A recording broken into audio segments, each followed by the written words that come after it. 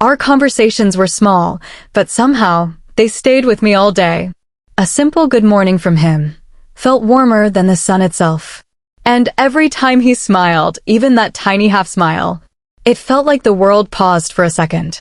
We didn't talk all day, but whenever we did, it felt real. Not forced, not fake, just natural. One day, while sitting under the staircase where students usually passed by, he suddenly said something that caught me completely off guard. He said, "You know, you're different." I didn't understand. "What do you mean?" I asked. He looked down and shrugged. "I don't know. You just feel easy to talk to. Peaceful." My heart skipped a beat. It wasn't a confession, but it wasn't normal either. Something in his voice felt honest, too honest. After that day, everything changed slowly, silently. We started waiting for each other without admitting it. We started noticing each other's moods, laughing at tiny things, sharing silly stories we never told anyone else. But the strange thing was, we still weren't close enough. There was a distance between us. Not physical, but emotional. As if both of us were scared to take one more step forward. Maybe because we knew one step forward could change everything. And deep down, neither of us was ready for that change. Weeks passed, and by now he wasn't just a classmate, not even just a friend. He had become a part of my routine, a habit I didn't want to break. One cold morning, I reached college earlier than usual. The campus was almost empty, and for the first time, I saw him sitting alone on the bench near the garden. He looked lost, not sad, just deep in thought. I walked towards him quietly. Before I could say anything, he looked up, surprised, and softly said, "You're early today." I smiled. "And you're alone today." He didn't laugh. He just looked at me for a moment, a little too long. Like he wanted to tell me something, but couldn't. Then, without thinking much, he said, "I saved this for you." From his bag, he took out a small chocolate. Just a simple one. Nothing fancy. But for me, it felt like the whole world stopped. I asked, "Why?" He shrugged, avoiding my eyes. "I saw you were upset yesterday. So, I thought maybe this would make you smile." It wasn't the gift. It was the thought. No one had ever noticed my mood so closely. No one had ever cared in such a quiet, gentle way. That day, something inside me slipped a little. The walls I kept around my heart started cracking. And for the first time, I wondered, am I falling for him? But love, it never enters alone. It always brings fear with it. And somewhere in my heart, a small voice whispered, what if he doesn't feel the same? After that day, something changed between us. Not in words, not in actions, but in the way we looked at each other. Every time our eyes met, there was a pause, a tiny silence filled with 1,000 unspoken feelings. I tried to ignore it. He tried too. Maybe both of us were scared of ruining what we already had. One afternoon, as classes ended, it suddenly started raining. Everyone ran for shelter. But he stood at the corridor, watching the rain like he was lost in it. When I reached near him, he didn't notice. His eyes were somewhere far away. Gently, I said, "It's raining too much." He looked at me, and for the first time, I saw something in his eyes I had never seen before. A softness, a warmth, almost like he wanted to say everything he had been hiding. Before I could understand anything, he pulled out his umbrella and opened it, then quietly said, "Come, I'll drop you to the gate." It wasn't what he said. It was how he said it. Soft, careful, as if he was afraid I might say no. We walked together under the umbrella, so close that I could hear his heartbeat. I don't know if it was the rain or the closeness, but something inside me felt safe, completely safe. When we reached the gate, he stopped and looked at me, almost like he wanted to tell me something important.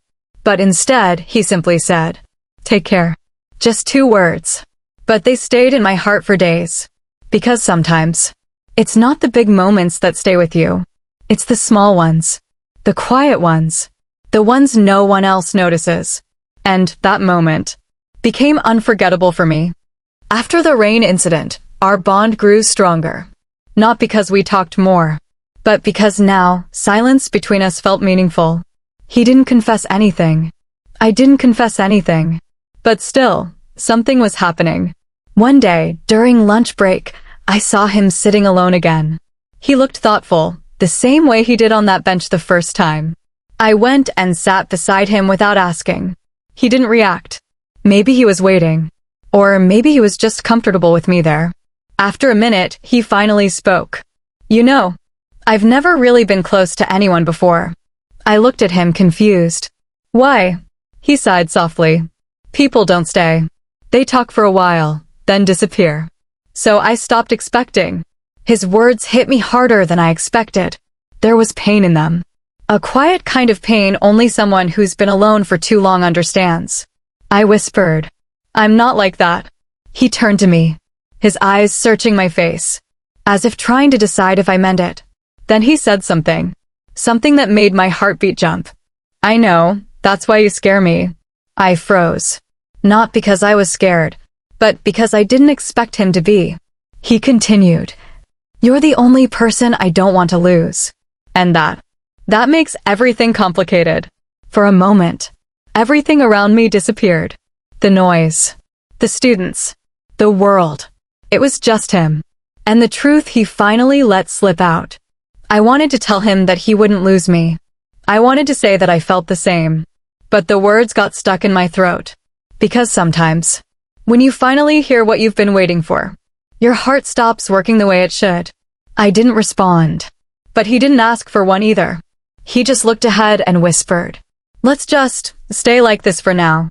And maybe, that was the moment. We both knew things would never be the same again.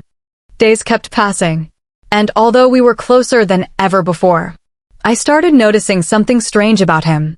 Some days he was warm, soft, almost protective, and other days, he became quiet, cold, distant, like he was trying to push me away. It confused me. It scared me, because people change when they're about to leave. And his silence felt like a warning.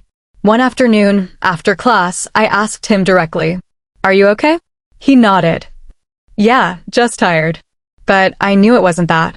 His eyes didn't match his words. So I tried again gently. You don't talk the way you used to. This time, he didn't answer immediately. He looked away, took a long breath, and whispered, I'm trying not to depend on you. My heart sank. Why?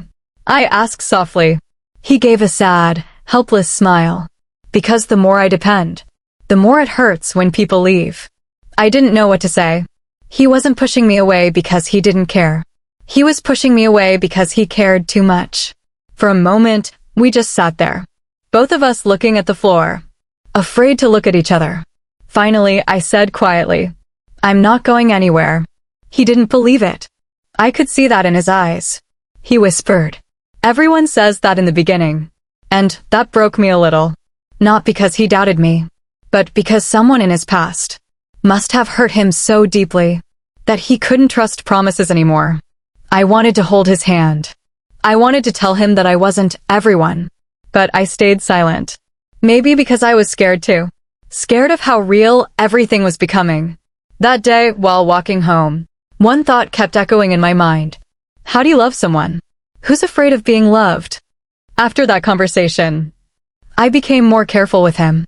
Not because he was fragile, but because his heart had too many hidden scars. I stopped forcing him to talk. Stopped asking too many questions. I just stayed, quietly, consistently. And maybe that was something he wasn't used to. A week later, something unexpected happened. We were sitting under the same staircase, our usual spot. He seemed calmer that day, almost peaceful. After a long silence, he spoke softly. Can I tell you something? I nodded. Of course. He didn't look at me. He kept staring at the ground like he was afraid of my reaction. Then he said, I wasn't lying that day. People really do leave. I waited, giving him space, giving him time. He took a deep breath. My best friend from school. We were close. He promised we'd stay in touch after he moved. But he didn't. Stopped answering. Stopped caring. Just disappeared. I didn't interrupt. Just listened. He continued slowly. And then, someone I really liked. She said she wasn't ready for anything. But 2 months later, she was with someone else. His voice cracked. Not loudly, but enough to feel the weight of it. I whispered, "I'm sorry." He finally looked at me. Those eyes. They weren't angry, just tired of being disappointed. He said, "That's why I get scared with you. You're different. And I don't want to lose someone who feels so, right?" For a moment, I forgot how to breathe. No, it wasn't a confession. Not the typical "I like you." But sometimes, the truest confessions are the ones that come out unintentionally. I placed my hand gently on his arm, not to comfort, but to let him know, "I'm here." He looked at my hand, then at me, and in that moment, I saw something soften inside him. Not fully, but enough. And that was the day. He finally let me into a part of his world no one had seen before. After that day, something changed. Not dramatically, not loudly, but subtly. He didn't speak much. Yet, somehow, he shared more than before. In the silence between words, I started understanding him in ways I couldn't explain. We didn't need long conversations. A glance, a smile, even just sitting together quietly, spoke volumes. I realized then that some bonds don't need words. Some connections are felt, not explained. He began to trust me, not with grand gestures or dramatic confessions, but in the little things. A text saying "I'm okay," a hand brushing mine accidentally, a shared laugh that lingered a little too long.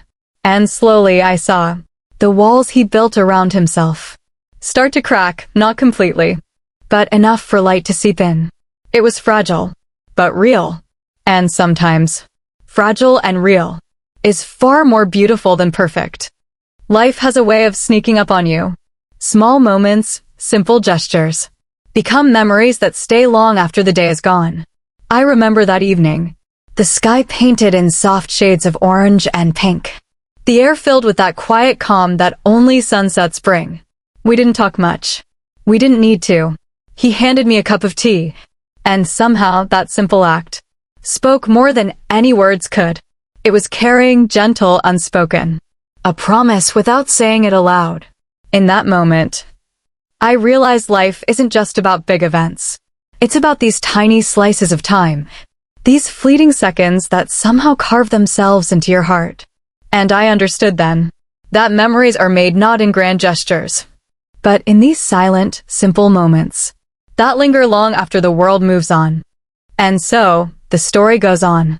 Every voice we hear, every word we speak, every laugh, every tear becomes part of the endless narrative of life. Voiceover is more than just reading lines. It's about capturing the heartbeat of a story, the emotion behind every pause, every inflection, every whisper.